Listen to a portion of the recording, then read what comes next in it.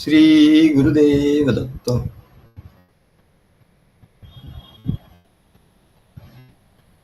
श्री एकनाथ महाराजांच्या हरिपाठाच्या अभंगावर आपलं प्रवचन सुरू आहे.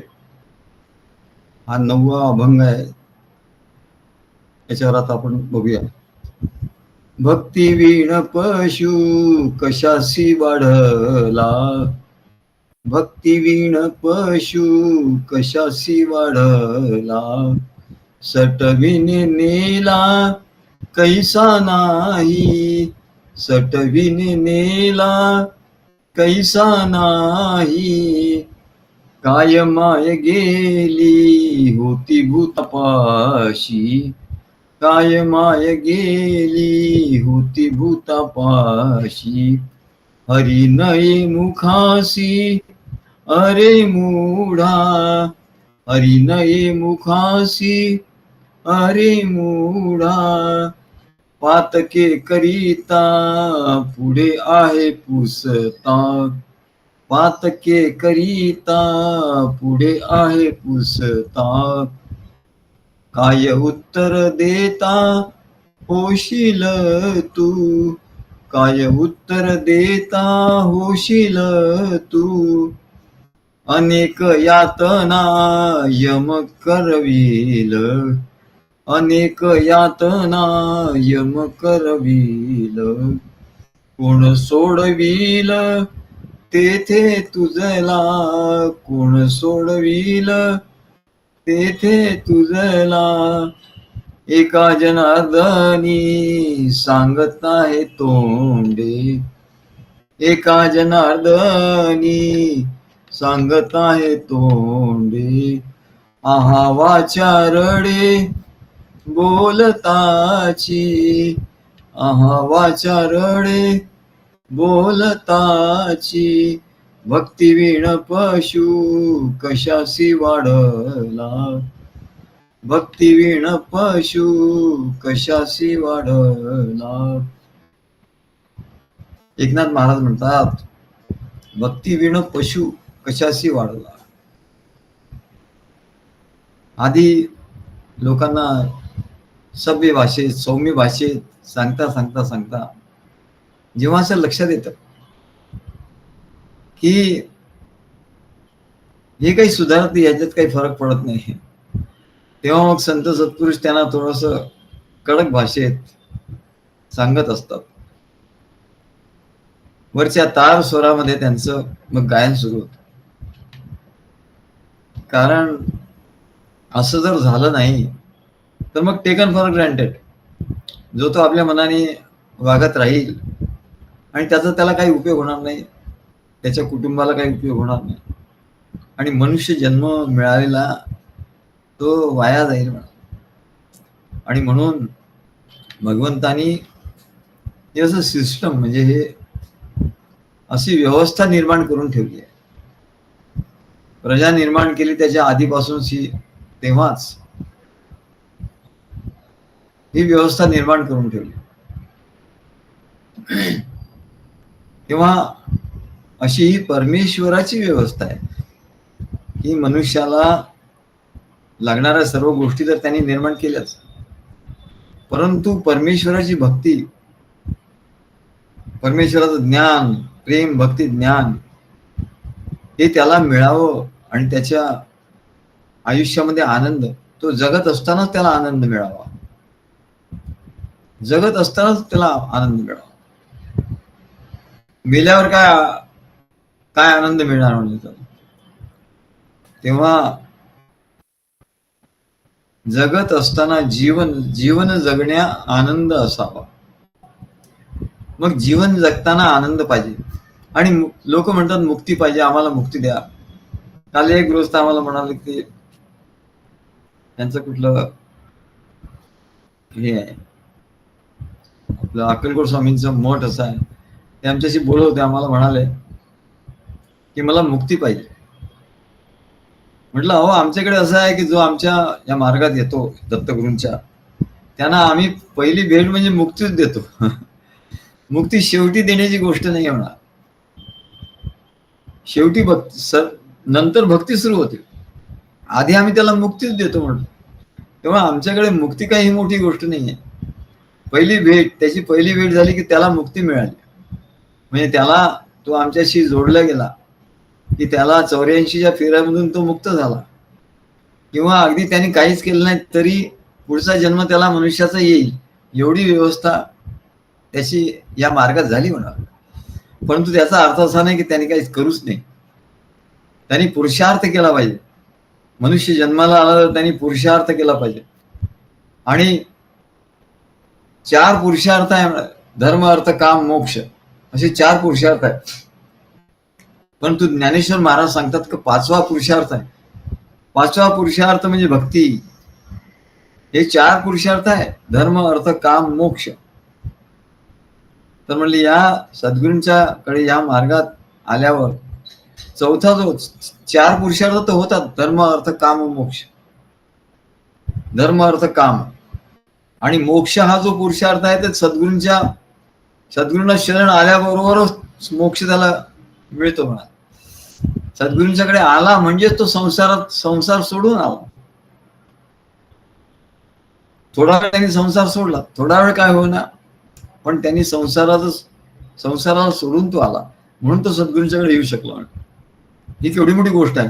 आणि म्हणून सद्गुरू त्याच्यावर प्रसन्न होतात आणि त्याला सांगतात, अरे हा 5वा पुरुषार्थ आहे जो मुक्ती, 5वा पुरुषार्थ, असं ज्ञानेश्वर महाराज. मनुष्य जन्माला आला तर पुरुषार्थ केला पाहिजे. धर्म अर्थ काम मोक्ष. धर्म अर्थ काम आणि मोक्ष हा पुरुषार्थ सद्गुरू त्याला मोक्ष देतात ना.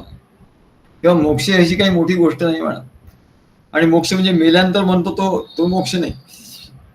तर हे जीवन असतानाच आपण यातून मुक्त व्हायचं. म्हणजे हे जीवन असतानाच आपण आहोत आणि संसार आपल्यासाठी काहीच नाही म्हणा. संसार नुसतं दिसतोय, एक स्वप्नासारखा दिसतोय. संसार आपल्याला त्याचा ताप नाही, संताप नाही, काहीच नाही. संसाराचा आपल्याला काहीच बाधा नाही. या दृष्टीने याला कुठली अवस्था म्हणतात, त्याला मुक्ती असं म्हणतात. आपण आहोत आणि संसार गेला. आपण आहोत आणि संसार गेला, याला मुक्ती असं म्हणतात. सद्गुरूंच्याकडे आल्यानंतर आपण आहोत, आपण सद्गुरूंचे आहोत. आणि आपला संसार भाव गेला, म्हणजे संसार चालू आहे, पण संसाराचं भय, चिंता, मोह, विकार, आसक्ती हे सगळं गेलं. का गेलं तर सर्व त्या सद्गुरूंच्या चरणी आपण ठेवलं ते. आणि सद्गुरूंचं प्रेम, भक्ती, ज्ञान हे आपण घेतो. सद्गुरू म्हणतात तू प्रेम, भक्ती, ज्ञान घे, म्हणजे संसारातून आपोआपच तू मुक्त झालास. म्हणजे तू आहेस आणि सद्गुरूंचा आहे, या कार्यासाठी आहे, असा जो भाव धरला, यालाच मुक्ती असं म्हणतात. आणि संसार आहे, संसार सर्व काही आहे म्हणाले. संसारात सर्व सुख आहे, ते आहे. आणि हा चाललाय, आता जास्त जीवन जिवंत राहू शकत नाही असं त्याला जेव्हा लक्षात येतं, तेव्हा संसार आहे, आपण त्याच्यातून जातोय असं ज्याला वाटतं, त्याला मृत्यू असं म्हणतो. संसार सर्व आहे, सर्व नाती गोती, सगळं कुटुंबीय सगळं आहे, सर्व संपत्ती आहे, घरदार आहे. आणि आता आपण राहणार नाही असं जेव्हा त्याला वाटायला लागतं, अशी चिंता जेव्हा त्याला वाटायला लागते, तेव्हा त्याला मृत्यू असं म्हणतात. आणि संसार सर्व आहे, संसार मी आहे आणि संसार नाही म्हणजे. बस सद्गुरूंचं कार्य आहे आणि मी आहे. बस सद्गुरूंचं कार्य करायचं, त्याचा विस्तार करायचा, बस. बाकी काही नाही, बाकी माझ्या जीवनामध्ये काही नाही. असं ज्याचं ध्येय झालं, त्याचा संसार त्याच्यासाठी लुप्त झाला. महाराज सांगतात संसार लुप्त झाला. जिथे सद्गुरूंचं कार्य प्रगट होतं, सद्गुरू प्रगट होतात, तिथे संसार लुप्त होतो. तिथे संसार लुप्त होतो. आणि जिथे संसार असतो, संसार भाव असतो, संसारातली सुखच घेण्याची वृत्ती असते. मला सगळी सुख मिळाली पाहिजे असं ज्याला वाटत असतं, तिथे म्हणले परमेश्वर गुप्त होतो, भगवान गुप्त होतो. सद्गुरूही गुप्त राहतात, सद्गुरू गुप्तपणे राहतात. सद्गुरू म्हणतात बघू दे, करू दे, आपण गुप्त राहूया. सद्गुरू गुप्त होतात. संसार वाढला की सद्गुरु गुप्त होता. आणि सद्गुरु प्रगट झाले की मग संसार लुप्त होतो. तेव्हा म्हणले या संसाराचं उद्देश काय? Management by objective. मॅनेजमेंट सुद्धा ऑब्जेक्टिव्ह, काहीतरी ऑब्जेक्टिव्ह पाहिजे, ध्येय पाहिजे. ध्येय विहीन आहे ते म्हणजे पशुसारखं आहे त्याचं जीवन. ज्याला ध्येय नाही त्याला त्याचं जीवन पशुसारखं आहे. आणि वेदांमध्ये सुद्धा सांगितलं की वेदांमध्ये परमेश्वर म्हणतात की मी कार्यशीलता त्यांच्या ठिकाणी निर्माण केली. प्रत्येक मनुष्याला क्रियाशील केलं, त्याला कर्म म्हणून तर कर्मयोग आला नाही. कर्मयोग कुठून आला? मनुष्याला काही क्रियाच करायला दिली नसती, कार्यच करायला दिलं नसतं, संसाराचं का होईना. संसाराची तरी क्रिया त्याच्या ठिकाणी आहे. नाहीतर म्हणले empty mind is devil's workshop. त्यांनी काहीतरी केलं असतं म्हणा. आणि म्हणून त्याच्या ठिकाणी कर्तव्य कर्म लावून दिलं की हे तुझं कर्तव्य कर्म आहे, हे तू केलं पाहिजे, हे तुझं कर्म आहे, हे आवश्यक कर्म आहे, हे तू केलं पाहिजे, हे निषिद्ध कर्म आहे, हे नाही केलं पाहिजे. तेव्हा परमेश्वराने जेव्हा ही सृष्टी निर्माण केली तेव्हाच कर्तव्य कर्म त्याच्याकडे लावून दिलं म्हणा. त्याला क्रियाशील केलं. क्रियेविण वाचाळता व्यर्थ आहे. नुसती नाही तर तो वाचाळ झाला असता, नुसतं बडबड करत राहिला असता. ज्याला काही क्रिया नाही ना तो नुसतं बडबड करत राहतो.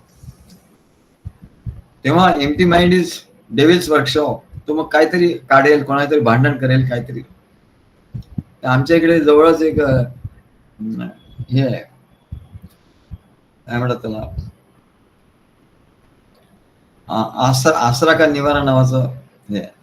तिथे मी सहज म्हटलं बघूया काय आहे. तिथे ती व्यक्ती भेटली. म्हटलं एवढी मोठी बिल्डिंग आहे तुमची 3 माळ्याची? नाही, ती जास्त आहे, 5-6 माळे आहेत.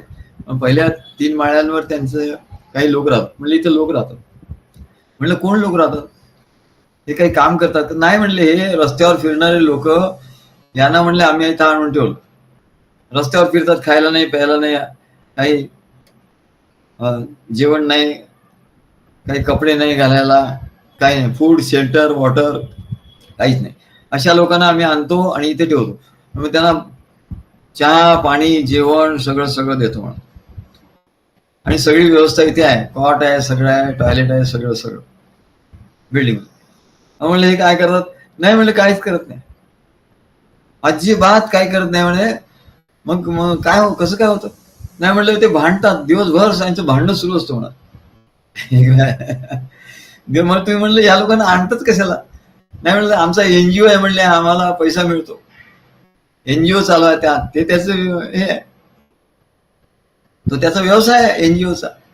त्याला पैसा मिळतो, गव्हर्नमेंटकडून पैसा मिळतो, इतरही देणग्या मिळतात. मग काहीतरी कारण तर पाहिजे ना म्हणाले. मग या लोकांना आपलं आणून ठेवायचं आणि त्या लोकांना आणून ठेवायचं, मग त्यांचं खाणं पिणं व्यवस्थित सगळं करायचं आणि ते पैसा मिळतो त्याचा, हा त्याचा व्यवसाय. मग त्यांनी काहीच करायचं नाही, अगदी काय करायचं नाही, खायचं प्यायचं झोपायचं. मग तो म्हणाला खायचं प्यायचं झोपायचं, ते काहीच करत नाही. म्हणलं वा, छान आहे. सर्व निष्क्रिय, सगळे निष्क्रिय झाले. आणि असे जेव्हा ते निष्क्रिय होतात तेव्हा दुसरी एकच गोष्ट राहते म्हणा त्यांच्याकडे करायला, ते म्हणजे भांडण. जिथे निष्क्रिय झाले तिथे भांडणं सुरू होतात ना.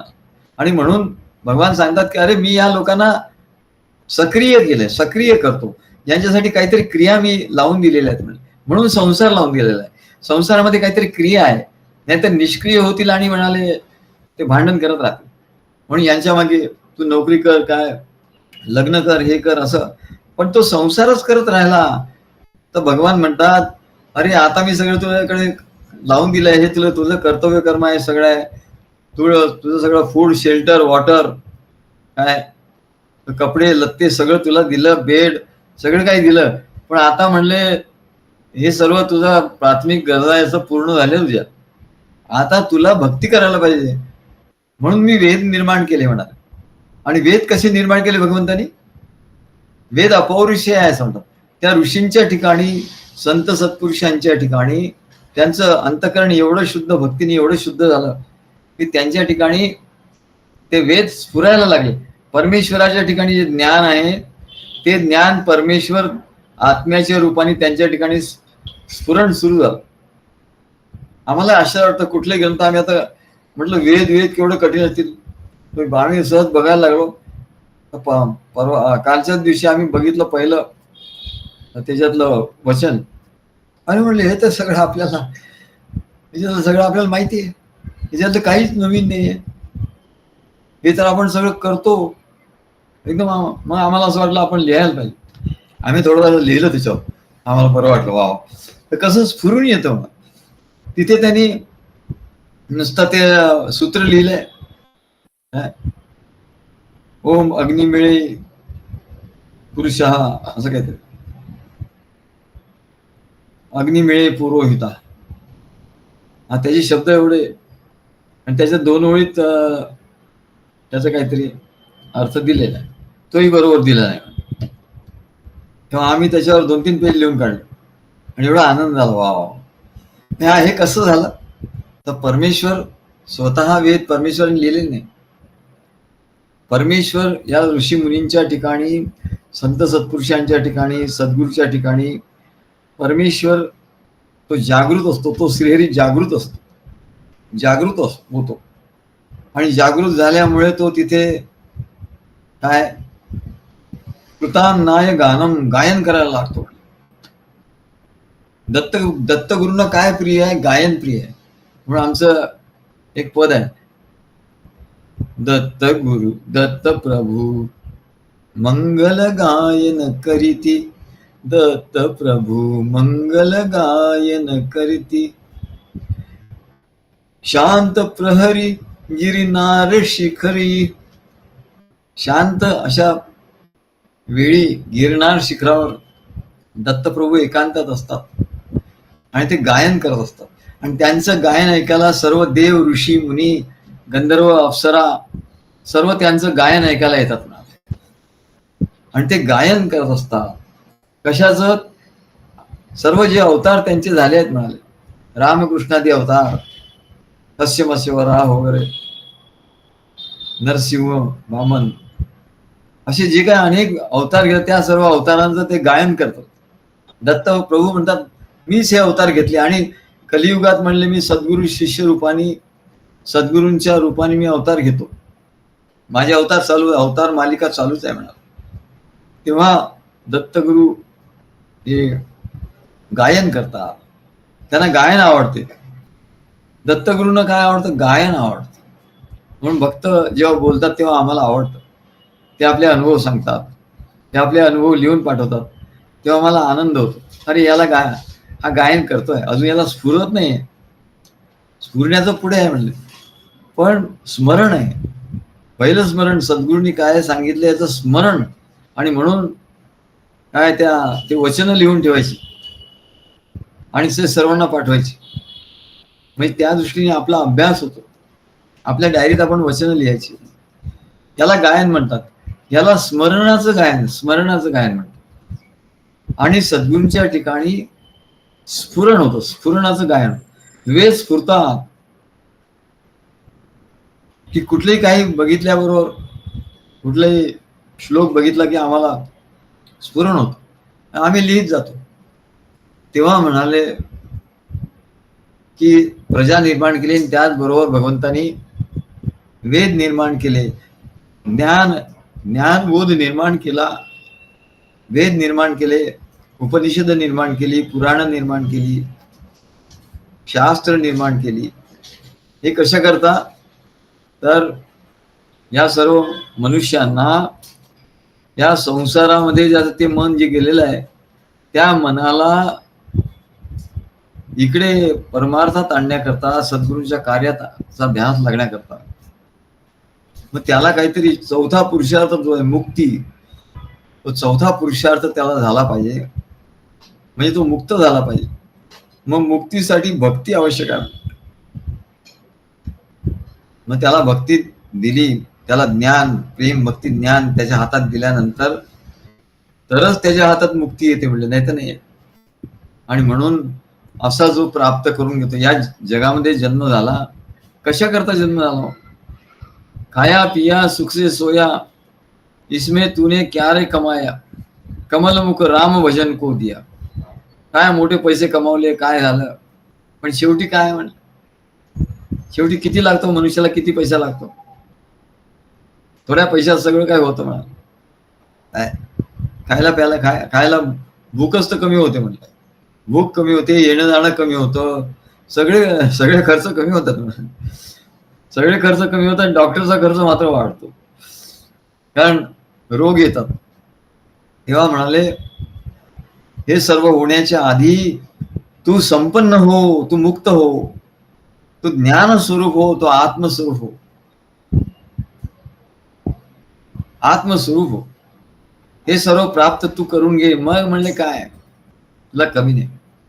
आणि असं जो करत नाही त्याच्याबद्दल त्याला एकनाथ महाराज अत्यंत कडक शब्दात सांगतात, भक्ती विण पशु कशाशी वाढला. अरे भक्ती नाही, भक्ती करत नाही का? तुम्ही आले नव्हतं काय? प्रवचन तुम्ही ऐकलं नाही, त्यामुळे जरा काम होतं, हे झालं तसं झालं.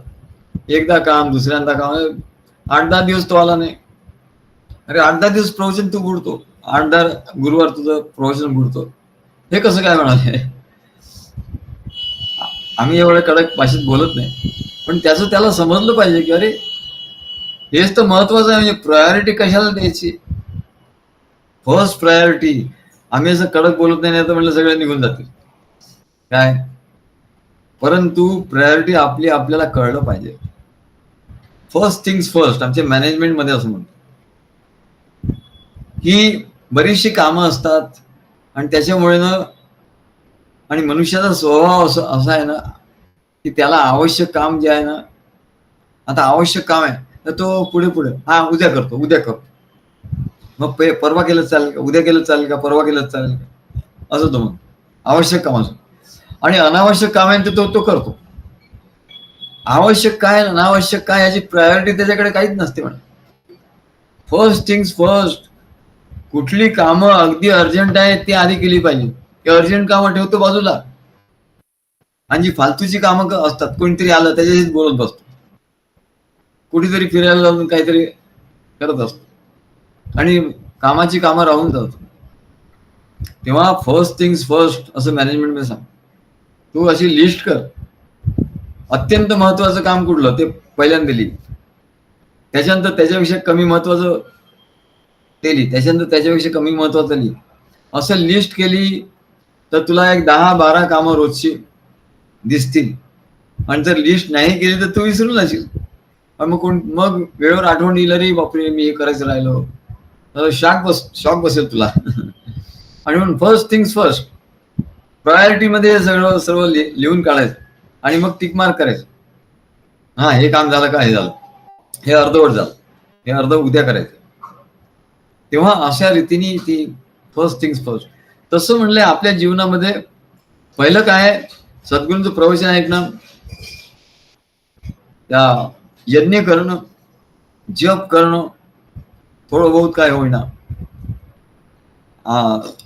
ऑफिस मधून आल्यानंतर जेव्हा वेळ मिळतो तेव्हा जप करायचा, रात्री झोपायच्या आधी थोडा वेळ मिळतो तेव्हा जप करायचा. आम्ही विचारतो जप करतात का, जप करतोस का तू? तो नाही म्हणतो. अरे कमाल आहे. तू सरळ नाही म्हणतो, आणि तुला काय वाटतही नाही. तुला एवढा गुरुमंत्र दिला आहे, तुला विचारतो जप केला का, तू नाही म्हणतो. जप करतोस का रे? नाही म्हणतो. काय वेळ मिळत नाही? नाही वेळ मिळतो म्हणाले. मग काय करतोस? अरे अरे काय करा म्हणलं. आणि म्हणून त्या एकनाथ महाराजांना राग आला का, आणि त्यांनी काय सांगितलं, भक्ती विण पशु कशाशी वाढला. अरे तू भक्ती करत नाहीस, जप करत नाहीस, काय यज्ञ करत नाहीस, सद्गुरूंचं प्रवचन ऐकत नाहीस, तर तू पशु आहे म्हणाले. भक्ती विण पशु, तू माणूस नाहीच आहे. मनुष्य रूपे मृगश्चरंती, मनुष्य रूपाने तू पशु, तुझं रूप मनुष्यच आहे, पण तू आचरण तुझं पशुच आहे, पशुसारखं आहे, कारण भक्ती नाही तुझ्या ठिकाणी. भक्ती विण पशु कशाशी वाढला. तू वाढलाच कसा म्हणाले, एवढा मोठा झालाच कसा? सटवीने नेला कैसा नाही. ती सटवी जेव्हा लिहिते कपाळावर भविष्य, तेव्हाच म्हणले तिने का नेलं नाही म्हणाले. तिला तर माहिती होतं हा काय परमेश्वराची भक्ती करणार नाही. आणि म्हणून सांगतात की मनुष्याला परमेश्वर भक्तीची आवड नाही, कारण संसाराची सगळी आवड आहे म्हणा. वय होऊन जातं तरी संसाराचीच आवड, नातेवाईकाबद्दलच, याच्याबद्दलच, संसाराच्याच गोष्टी. तेव्हा मनुष्याला परमेश्वर भक्तीची आवड नाही. जर नाही तर त्याच्यात आणि पशुमध्ये काही फरक नाही. त्याचं वय किती वाढलं तरी म्हणाले तो पशुच. आणि वय वाढलं म्हणाल, परंतु त्याला भूत पिशाच याची बाधा झाले. भूत पिशाच्याची बाधा होईल म्हणतो. जर भक्ती केली नाही तर भूत तुझ्या मानगडीवर बसणार निश्चित. त्याचं आचरण सगळं भूत पिशाची बाधा झाल्यासारखं होतं, विकृत आचरण होतं, असं महाराज सांगतात. तेव्हा म्हणले आजच्या काळात व्यावहारिक जे लोक असतात, व्यावसायिक उच्च शिक्षण असतं, शिक्षण मोठं, कोणी म्हणतं शिक्षण सुबत्ता, शिक्षण ज्याने शिक्षण घेतलं तो मोठा होईल, त्याचं हे होईल. मग आपले संत सत्पुरुषांनी काय शिक्षण घेतलं होतं? काहीच नाही, पण तेच मोठे झाले केवढे तरी. आणि त्यांच्यावर लोक पीएचडी करतात. तुकाराम महाराजांचं अध्यासन अमेरिकेत आहे, तिथे पीएचडी करतात लोक. तुकाराम महाराज काय शिकले होते? काही नाही. रामदास स्वामी काय शिकले होते? काय नाही. सर्व संत, मीराबाई काय शिकले होते? कबीर काय शिकले होते? कोणी काहीच शिकलं नव्हतं. याचा अर्थ शिकू नये असं नाही, पण ज्यांना वाटतं की शिकल्यामुळेच आपल्याला शहाणपण येईल, असं काही नाही. म्हणे पोथी पढे पढे जग मुआ, पंडित भया नकोय, ढाई अक्षर प्रेम के पढेच पंडित होय, असं सांग. तर म्हणाले व्यावसायिक उच्च शिक्षण, त्याच्यामुळे सुबत्ता आली आहे. कोणी काय IT मध्ये मोठा ऑफिसर असतो, कोणी बँकेत मोठा ऑफिसर असतो, कोणी कुठे असतो. ही जीवनाची युक्ती कर्तव्यता समजतात मला. पण हे खरं जीवन नाहीये, याला पशुवत जीवन असं म्हणतात. ज्याला व्यवहारामध्ये उच्च शिक्षण, अमुक तमुक एवढ्या डिग्र्या, काय कुठल्या संतांनी किती डिग्री मिळवल्या होत्या, किती संतांना किती भाषेचं ज्ञान होतं, हे काय. पण हल्लीच्या तेच मोठे कोण होऊन जातो की त्याला एवढ्या भाषा येतात, त्यांनी एवढ्या डिग्र्या घेतल्या, एवढ्या फॉरेनच्या डिग्र्या घेतल्या, एवढ्या इकडच्या डिग्र्या घेतल्या. म्हणले असं त्याच्या ठिकाणी हे होतं. तर भक्ती जो करत नाही म्हणा, ज्याला भक्ती करायला सवड नाही, त्याचं जीवन हे विकृत आहे, म्हणजे भूतासारखं आहे म्हणा. थोडक्यात सांगायचं नाही हो, एवढं तुम्ही एकदम त्याला कंडेम करता, जेवढं कडक बोलता, कडवट बोलता. तेव्हा म्हणले ज्याच्या ठिकाणी भक्ती नाही त्याचं काय होईल? किती बाह्य आयुष्य, किती त्यांचं जीवन चांगलं दिसलं, मोठा फ्लॅट आहे, पॉश आहे, सगळं काही आहे, काय इंटरनल डेकोरेशन आहे, गाड्या आहे, 2-2, 3-3 सगळं आहे, शिक्षण आहे, पैसा आहे, डिग्री आहे, सुखाची साधन आहे, परंतु त्याच्या ठिकाणी भक्ती नाही आहे. भक्ती विणं पशु, तर त्याला पशुच म्हणतात. ते मनुष्य म्हणायला सुद्धा तयार नाही, तो मनुष्य नाही होणार आहे, तो पशुच आहे. कारण त्याच्या ठिकाणी भक्ती नाही म्हणजे नकारात्मक शक्ती त्याच्या ठिकाणी घुसते म्हणा. ज्याच्या ठिकाणी भक्ती नाही त्याच्या ठिकाणी नकारात्मक शक्ती घुसते, आणि ज्याच्या ठिकाणी भक्ती आहे त्याच्यापासून नकारात्मक ज्या शक्ती आहे, भूत वगैरे सगळं पळून जातं, त्याच्यासमोर टिकतच नाही. तेव्हा या नकारात्मक शक्ती मनुष्याच्या ठिकाणी प्रबळ होतात, आणि नकारात्मक आणि विकृत शक्तींना म्हणले त्याच्या ठिकाणी पिशाच्यांनी तो बाधित झाला अशासारखा तो वागायला लागतो. आणि जो भक्ती करतो त्याच्याजवळ या नकारात्मक शक्ती कधी येतच नाही. सद्गुरु भक्ताला या नकारात्मक शक्तीची भूतबाधा कधीच होत नाही. आणि म्हणून केवळ शिक्षण जास्त घेतलं, धन खूप प्राप्त केलं म्हणजे तो शक्तिमान होईल, असा चुकीचा समज आहे. तो शेर होईल, ज्याने शिक्षण घेतो शेर, तो कसला? तो म्हणजे शेळी होईल. ज्याच्या ठिकाणी भक्ती आहे, ज्ञान आहे तो खरा शक्तिवान आहे. परंतु या शिक्षणाबरोबर शिक्षण आहे ते ठीक आहे म्हणजे, पण जो परमेश्वर भक्ती करतो, सद्गुरूंना शरण जातो, तोच खरा शक्तिमान आहे, बलवान आहे, बुद्धिमान आहे. सद्गुरूंना जो शरण जातो तोच खरा शक्तिमान, बलवान, बुद्धिमान. कारण त्याच्या ठिकाणी ऊर्जा येते, त्याच्या ठिकाणी सकारात्मक ऊर्जेने तो भरून जातो. तेव्हा वेदामध्ये आता आम्ही वाचवतो, वेदामध्ये सांगितलं की या परमेश्वराची भक्ती केल्याने, सद्गुरूंच्या कार्यात राहिल्याने काय होतं, या भक्ती केल्याने काय, जप केल्याने काय होतं, तर म्हणाले ती ब्रह्मांडातून येणारी जी परमेश्वराची ऊर्जा आहे ती त्याच्या शरीरात प्रवेश करते.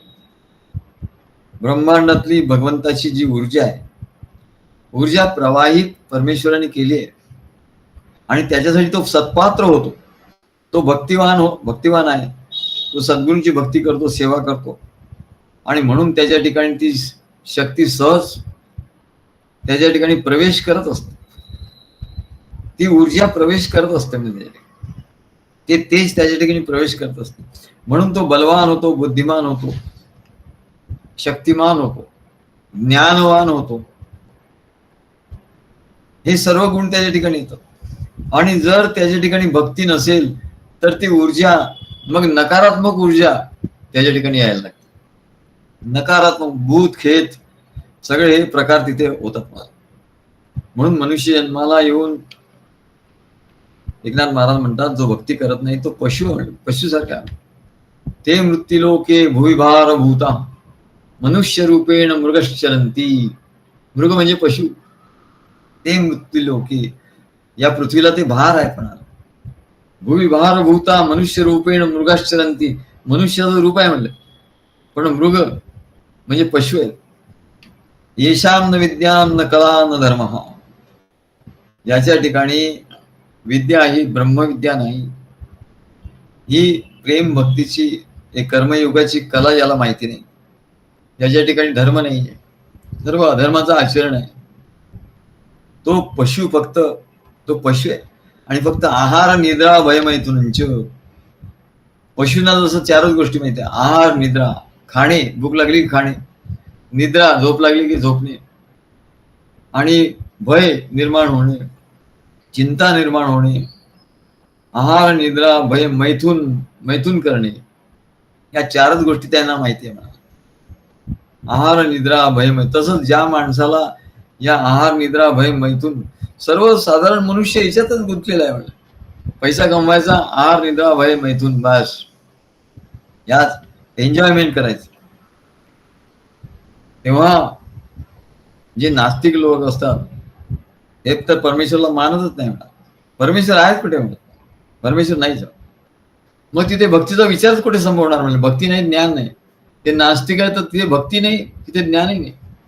आणि म्हणून त्यांच्या ठिकाणी हे भूत खेळ, सर्व अधार्मिक विचार, अत्याचार, अनाचार, दुराचार, हे सर्व त्यांच्या ठिकाणी घुसतं. आणि म्हणून तो केवळ पशुच आहे असं म्हणतात. फक्त एवढंच की कल्चर्ड, सोफिस्टिकेटेड, पॉश, स्मार्ट असं म्हणतात, असे शब्द आहेत.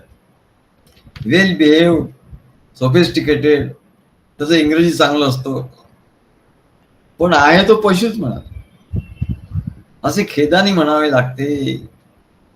अहो, लोकांनी एवढं, हल्ली वाढदिवस असतात तर लोक केक घेऊन येतात. मला एवढं आश्चर्य वाटतं, अरे वाढदिवसाला केक आणतो तू?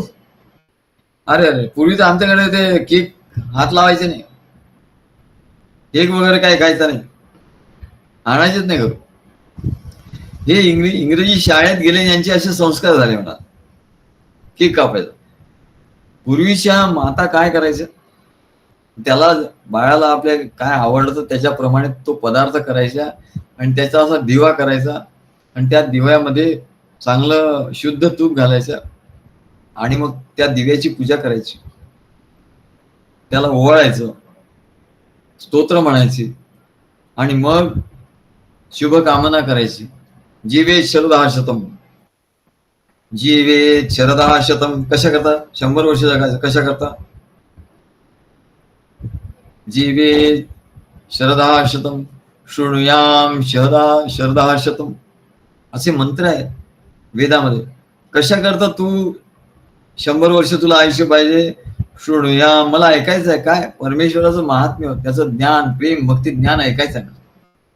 शृणुयाम शरदा शतम, 100 वर्ष मला ऐकायचं आहे, श्रवण करायचं आहे, एवढी गोडी त्याला.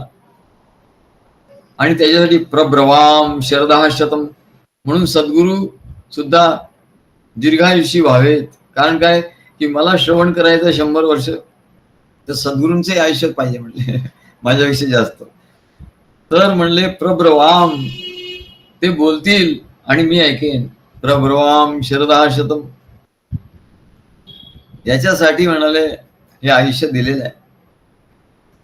आणि त्या किती आनंद आहे त्या ज्ञानामध्ये, प्रेम भक्ती ज्ञानामध्ये एवढा आनंद आहे. त्या ज्ञानाचा एवढा आनंद आहे की दत्त प्रभू त्या ज्ञानाचं गायन करतात. वेद त्याचं गायन करतात.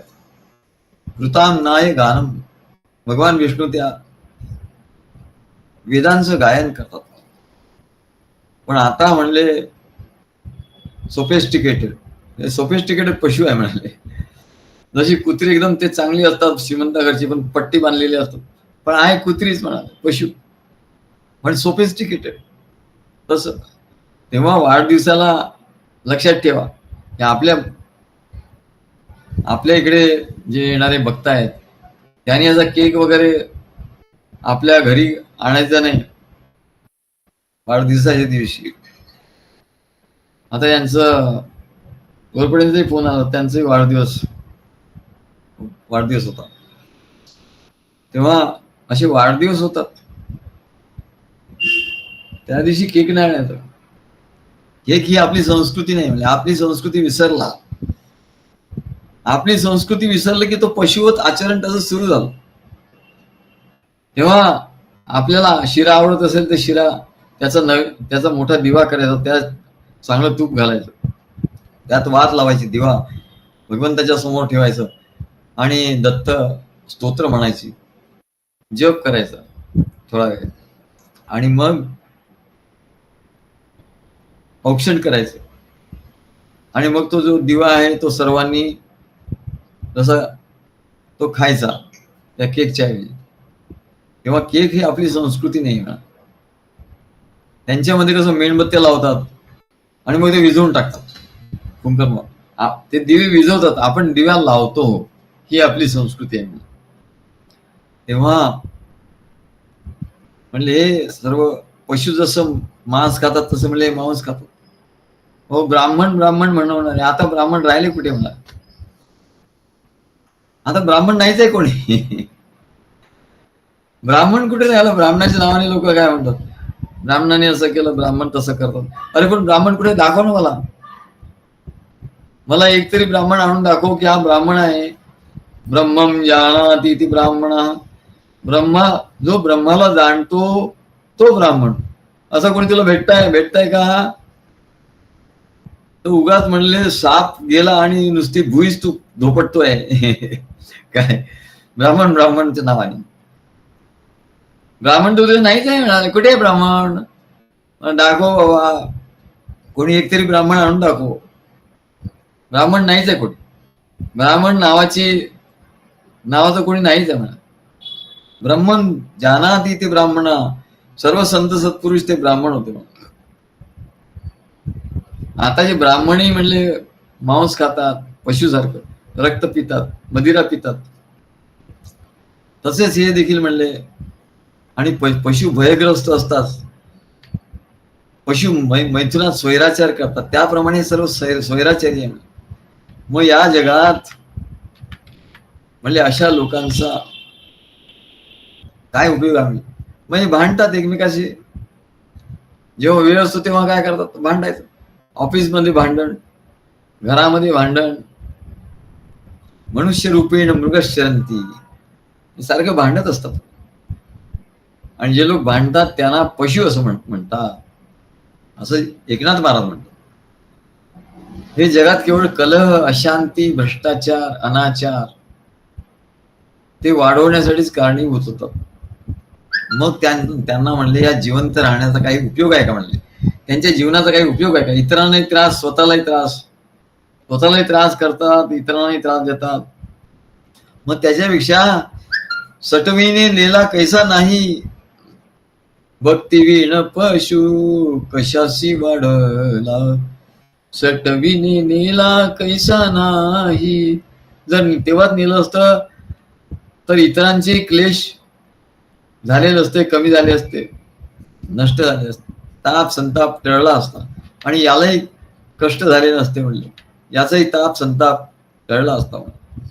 तेव्हा सर्वसाधारण मनुष्याला आमच्या मॅनेजमेंट मध्ये थिअरी, आता मी म्हणलं अरे कसली थिअरी म्हणलं तुमची, हे तर काय ते काय म्हणलं, Maslow's hierarchy of needs, Maslow's theory of hierarchy of needs, कसली थिअरी?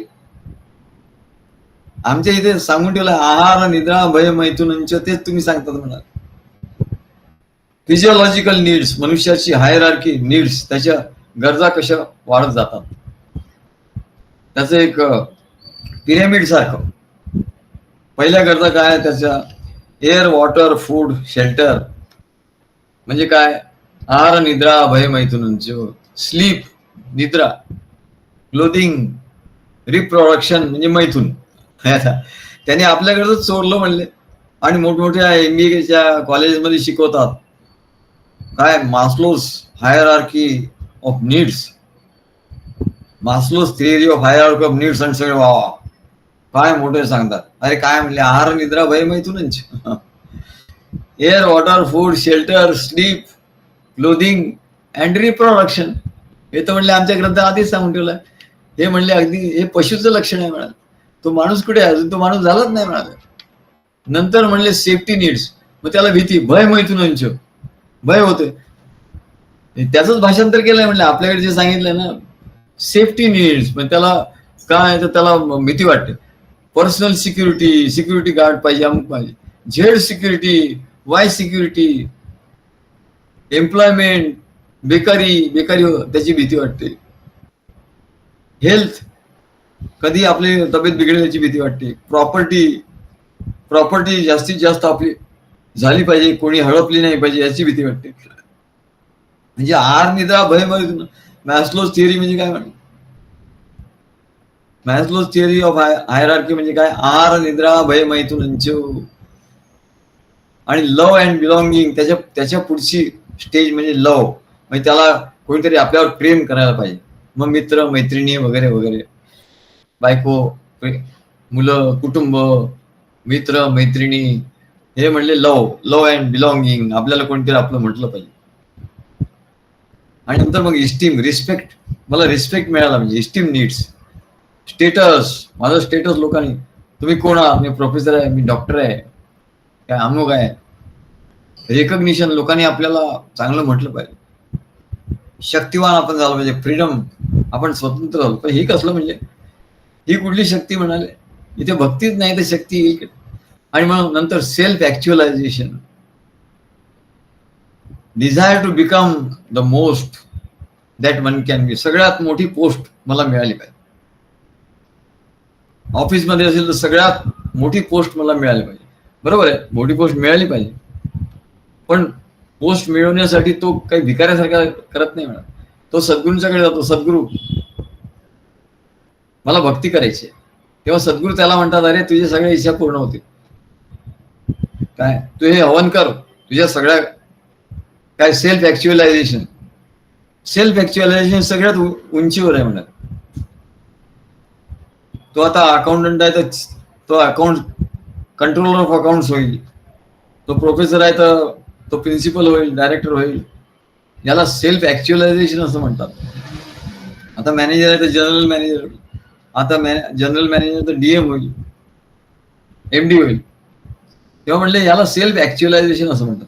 आणि इथे त्यांचं सगळं सांगतो, आता आहे सगळं काही आहे, सर्व सुख आहे म्हणा, इथे त्यांचं थांबतो. परंतु म्हणाले दुःख आहेच, जसं जसं सुख वाढत जातं तसं तसं दुःखही वाढत जातं म्हणा, अजूनही दुःख आहेच म्हणा या सर्व याच्यात. का हो मग तुम्हाला सगळं मिळालं, सेल्फ ऍक्च्युअलायझेशन सगळं झालं, मग आता तरी सुख मिळालं का? नाही म्हणले, आता दुःख तर वाढलं अजून.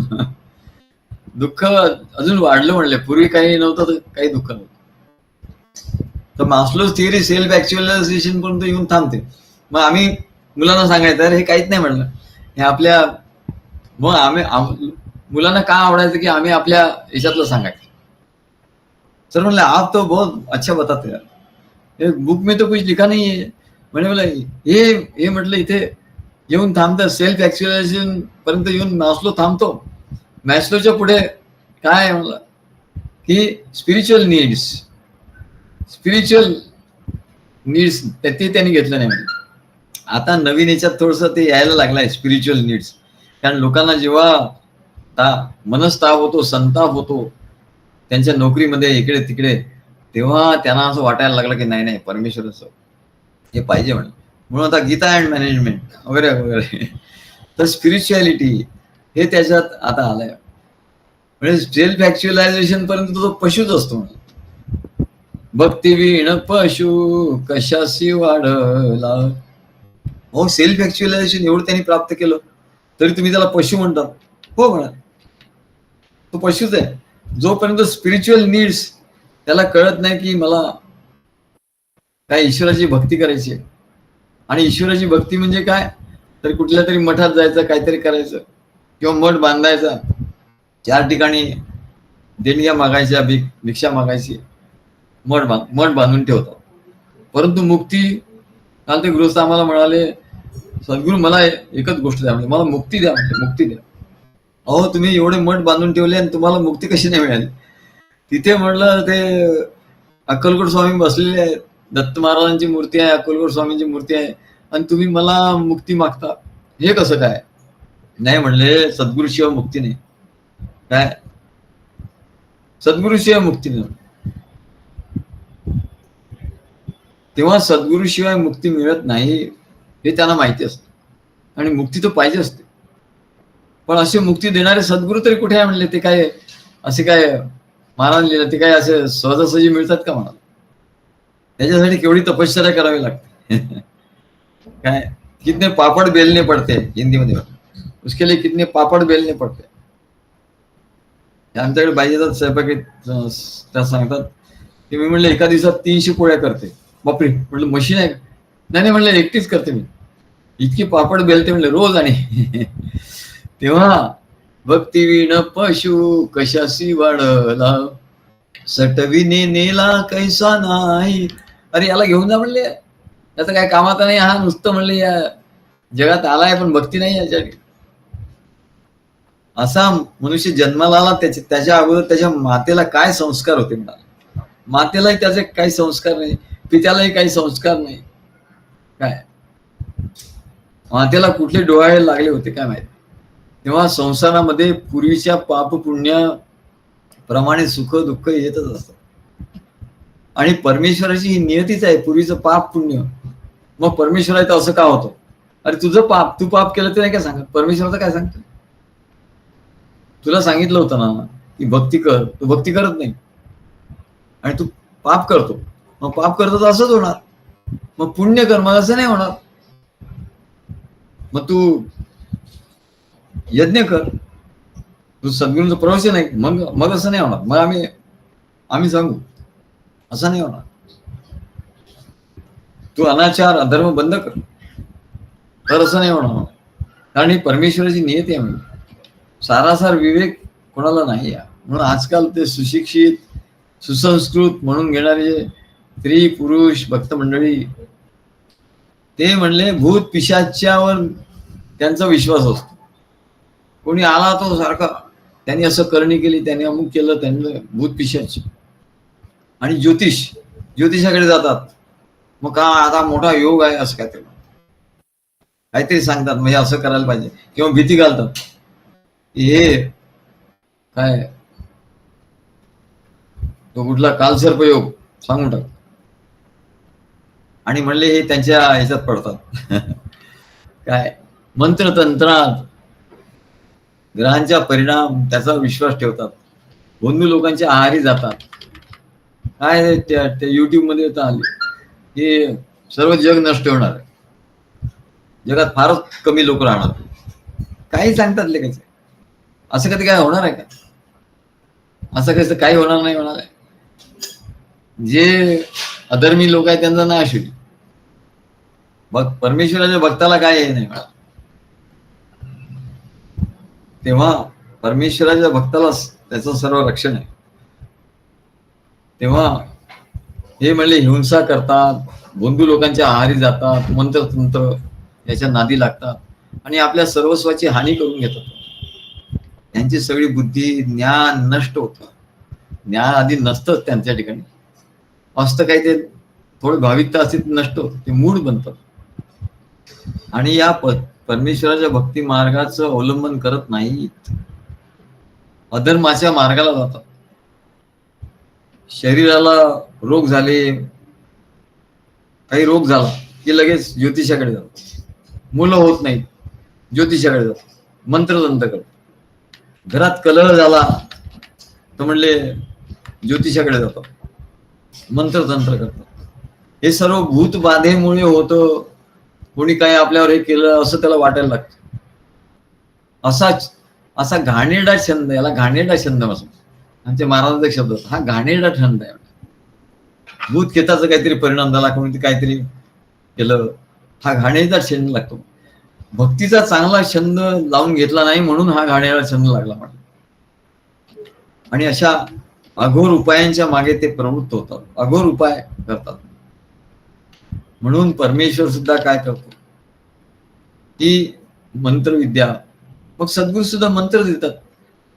तो मंत्राचा उपयोग करतो, तर हा मंत्र घे म्हणाले.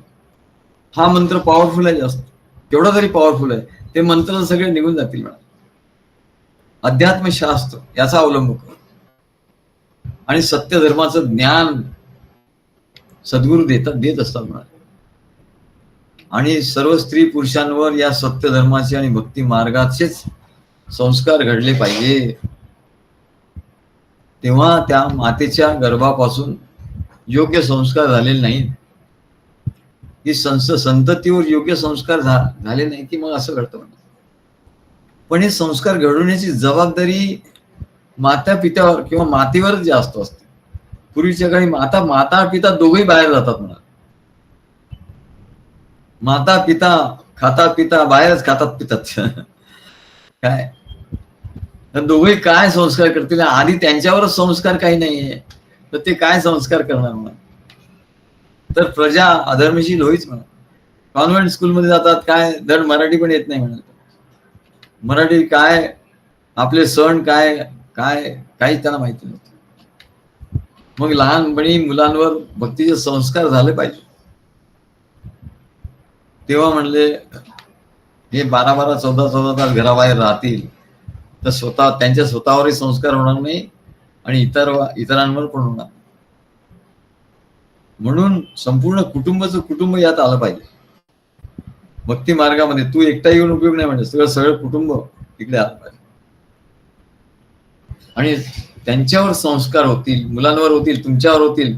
तुम्ही वागाल तर तुम्ही रोल मॉडेल झालं पाहिजे.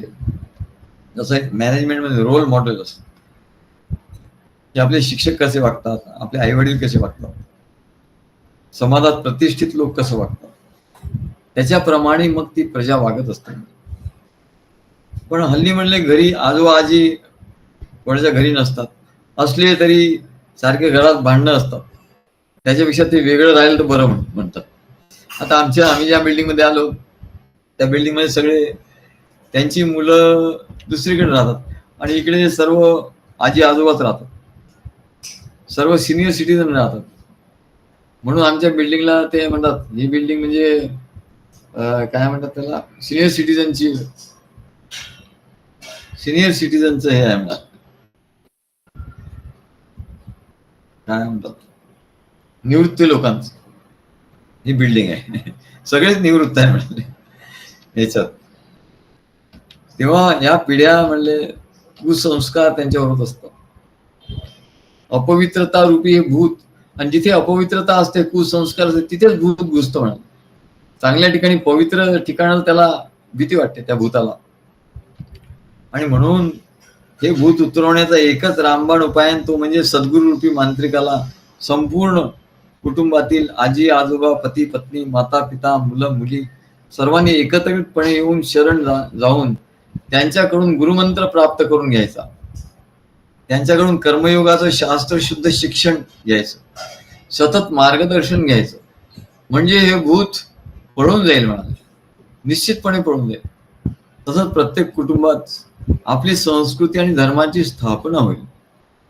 धर्मसंस्थापनार्थाय संभवामी युगे युगे असं म्हणतात. आणि म्हणून आम्ही किरण मुळेंच्या निमित्ताने त्यांच्या घरातल्या सर्व लोकांना एवढंच काय, त्यांच्या भाऊ वगैरे बहिणी नातेवाईक यांना सुद्धा आम्ही तो मंत्र दिला, संप्रदाय दिला. संपूर्ण कुटुंबाचं कुटुंब नातेवाईक हा पहिला. आणि त्यावेळेला एवढा आनंद झाला त्यांच्याकडे जेव्हा हा कार्यक्रम झाला तेव्हा आम्हाला एवढा आनंद झाला की एवढे सगळे कुटुंबातले लोक, सगळेच कुटुंबातले लोक, आणि खूप आनंद झाला की सर्व लोक तिथे एकाच कुटुंबातले आणि नातेवाईक सुद्धा. तेव्हा असा आनंद आपल्याला ह्या दत्तप्रभूंच्या कार्यात, त्याच्यासाठी दत्तप्रभूंचं कार्य आहे. आणि वेदांमध्ये काय सांगितलं, वेदांमध्ये हेच सांगितलं. तेव्हा एकनाथ महाराज सांगतात, भक्ती वीण पशु कशासी वाढला, सटविने नेला कैसा नाही, सटविने नेला कैसा नाही, पातके करिता पुढे आहे पुसता, काय उत्तर देता होशील तू. असं एवढं आज त्या 2 ओळीवर आपलं प्रवचन झालंय. श्री गुरुदेव दत्त.